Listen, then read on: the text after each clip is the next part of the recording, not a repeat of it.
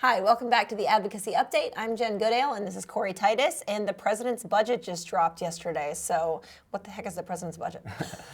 A great question, and that's something that comes out on the first Monday of every February. The president sends it over to Congress, and it's ultimately his request on what the funding bill should look like for the FY25. I don't want to spoil the moment here, but it's March. Yes, so this year, and like many of the past years, the president's budget is late. So in the administration's defense, we don't have full appropriations for FY24. So the FY25 budget being a little late, Fair enough. it's a vicious cycle that we're kind of trapped in because one affects the other and so on and so forth. So how does Congress use this budget? Really, it's the administration's priorities, and ultimately it's Congress that has the power of the purse, and they do like to remind the executive branch that they have that. So they'll take it into consideration, they'll look at it, but ultimately Congress will do what they want.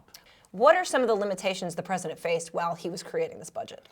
Across the board, what we're going to see for every department and agency is pretty much a universal reduction in how much spending is authorized, with a couple exceptions, the VA and also the DoD. And there's a 1% increase that they're allowed there, but ultimately that doesn't keep up with inflation. So all around, budgets are pretty tight.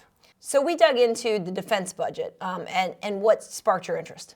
The first thing I always look for is whether service members are going to get the full pay raise. And the good news is 4.5% is in there. That's what it should be per the employment cost index. So excited to see that. The president's supporting it, and more than likely Congress will as well. What about you? The basic needs allowance. We saw a move towards a significant improvement, bumping the federal poverty threshold from 150% to 200%. And based on just some quick math in a few different housing areas, we will see a little boost in the number of families that are eligible for that support. Unfortunately, it's not exactly the boost that we're looking for because it still includes the basic allowance for housing in that eligibility calculation. So because it's in the president's budget, does that mean that it's happening automatically? I wish it was. Okay. It still has to be included in the base text of the National Defense Authorization Act. So we'll be continuing to closely track that. Ultimately, these are just two issues out of a very big request. So if you're interested in learning more about what's actually in the president's budget, be sure to check out the article in the description. And if you want to help with any of the advocacy campaigns we're doing around this or anything else, be sure to go to MOAA's Legislative Action Center.